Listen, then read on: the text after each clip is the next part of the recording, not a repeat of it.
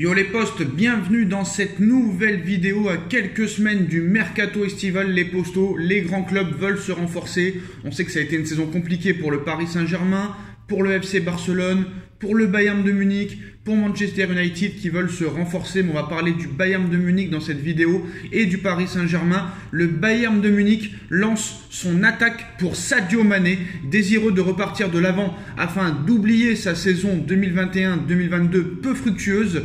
Le Bayern de Munich rêve de s'offrir Sadio Mané dès cet été. Donc l'élimination prématurée de la Ligue des Champions contre le Villarreal d'Unai Emery a beaucoup fait parler en Bavière. Hassan Salihamidzic, le directeur sportif du Bayern, a récemment évoqué le mercato estival et a admis que le Bayern de Munich devait se renforcer pour le prochain mercato. Alors que l'avenir de son entraîneur Julian Nagelsmann et de sa star Robert Lewandowski reste assez flou, la direction bavaroise souhaite frapper très fort et s'offrir un attaquant de classe mondiale. Selon les dernières informations de Sky Sport Allemagne aujourd'hui, Sadio Mané, 30 ans, est une priorité pour le directeur sportif du Bayern, Hassan Salihamidzic, à l'issue de cette saison. La direction du Bayern de Munich aurait d'ailleurs rencontré l'entourage de l'international sénégalais ce week-end afin d'évoquer son avenir.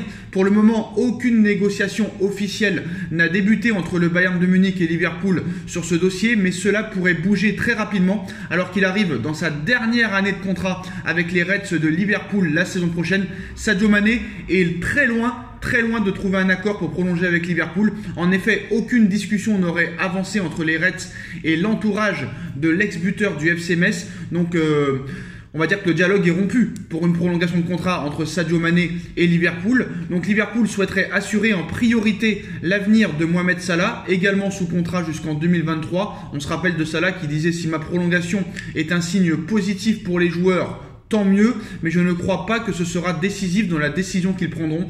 Si un joueur annonce suffisamment tôt qu'il veut partir, alors il faut faire avec. S'inquiétait aussi d'ailleurs Jürgen Klopp à ce sujet. Donc pour faire venir Sadio Mané, le Bayern de Munich serait prêt à se séparer de Leroy Sané qui ne ferait pas l'unanimité chez le récent champion d'Allemagne. L'avenir de Serge Gnabry soulève également une question puisque l'international allemand est également dans une situation très délicate et arrive aussi dans sa dernière année de contrat, un petit peu comme Mané et un petit peu comme Robert Lewandowski. De plus, le Bayern de Munich, en cas de vente de Sané ou Gnabry, serait en mesure d'accepter les conditions salariales de Sadio Mané. A noter que Liverpool garde d'ailleurs un œil sur Serge Gnabry. Un échange pourrait alors peut-être satisfaire tout le monde.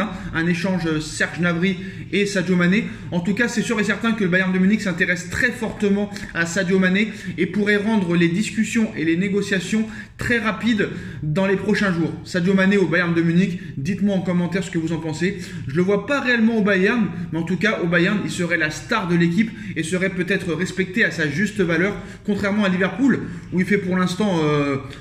il est peut-être un petit peu meilleur que Salah, on va pas se mentir, depuis quelques mois, et pourtant on met quand même Mo Salah au-dessus de Sadio Mané. C'est quand même assez bizarre les postos, mais voilà, en tout cas, le Bayern de Munich est prêt à tout et à des folies pour attirer Sadio Mané au Bayern de Munich. En ce qui concerne Erling Haaland, Haaland est à Manchester City, c'est officiel. Haaland touchera un peu plus de 400 000 € par semaine à Manchester City. Il sera l'un des joueurs les mieux payés de City aux côtés de Kevin De Bruyne et de Jack Grealish. En ce qui concerne le Paris Saint-Germain, c'est la crise au PSG, rien ne va plus, tout le monde est déjà en vacances, Lionel Messi est en Arabie Saoudite avec Leandro Paredes, Neymar est encore une fois à Barcelone pour prendre le soleil, et aussi Kylian Mbappé et Achraf Hakimi sont présents à Madrid aujourd'hui, apparemment pour des vacances, rien à voir avec des négociations avec le Real Madrid, on peut quand même en douter. Donc Kylian Mbappé et avec Achraf Hakimi à Madrid, donc ça quand même, ce n'est pas anodin, comme par hasard il part en vacances à Madrid, là où il y a le club qui s'intéresse le plus à lui, donc c'est quand même, voilà, on peut quand même se poser des questions. Donc maintenant, qu'est-ce qu'on peut dire de plus à ce sujet? Kylian Mbappé et Achraf Hakimi sont actuellement à Madrid. Les joueurs ont 2 jours de repos après le match contre Troyes. Pas de précision sur une éventuelle rencontre avec le Real Madrid à cette occasion pour l'attaquant français, mais on peut quand même penser que voilà, il va y avoir une rencontre et qu'il va y avoir des discussions très très privées. D'ailleurs, les journalistes et les médias Espagnols sont en train de suivre à la trace carrément Kylian Mbappé et la voiture que conduit Achraf Hakimi. Il ne faut pas oublier que Nasser Al-Khelaifi, lui aussi, est présent à Madrid ce lundi à l'occasion d'une réunion de l'ECA, indique le Parisien. Donc c'est quand même assez bizarre que Nasser Al-Khelaifi soit à Madrid et que Mbappé soit aussi à Madrid, alors que le Real Madrid est à Madrid. C'est quand même voilà, assez bizarre. Donc les postos, voilà. Qu'est-ce qu'il faut en déduire? En tout cas, je pense que ça va être une semaine décisive, très décisif pour l'avenir de Kylian Mbappé. En ce qui concerne le mercato, le PSG s'intéresse à Nordi Mukiele, une piste de longue date.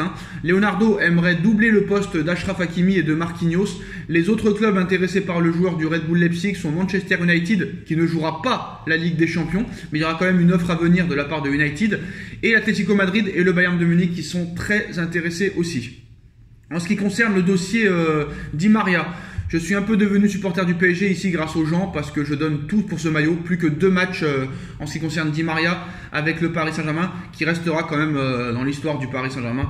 Peut-être pas dans la grande histoire, mais dans l'histoire quand même, il a donné tout pour ce maillot. En ce qui concerne Pablo Sarabia, le PSG est prêt à donner une chance à Pablo Sarabia la saison prochaine. Leonardo a contacté Pablo Sarabia et l'a informé qu'il aura une nouvelle opportunité la saison prochaine au Paris Saint-Germain. Pablo Sarabia, cette saison, c'est quand même plus de 20 buts avec le Sporting Portugal. Un 8e de finale de Ligue des Champions, ce n'est pas rien.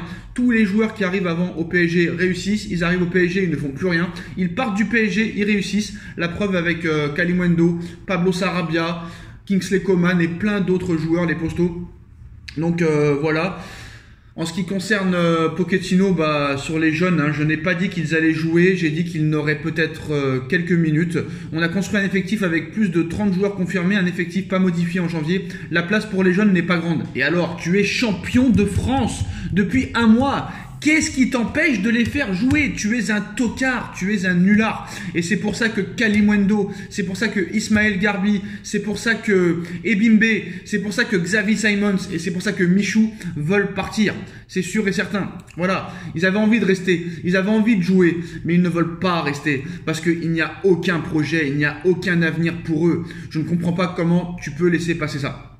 Voilà, l'excuse de l'effectif conséquent pour les jeunes joueurs est trop facile. Rafinha est parti, Draxler ne joue pas, Paredes ne joue pas, Icardi ne joue pas. S'appuyer sur les mêmes plutôt que leur donner des minutes est un choix délibéré. Tu ne veux pas faire jouer les jeunes, c'est tout. Alors est-ce que c'est pour te venger de ta direction? Je ne sais pas. Mais en plus des paroles non tenues, il s'agirait peut-être de ne pas nous endormir. Tu nous prends pour des cons. Toi qui as été ancien joueur du Paris Saint-Germain, tu nous prends réellement pour des cons. Alors Edouard Michou, lui, souhaite quitter le Paris Saint-Germain dans le cadre d'un transfert définitif. Le FC Séville s'intéresse à lui.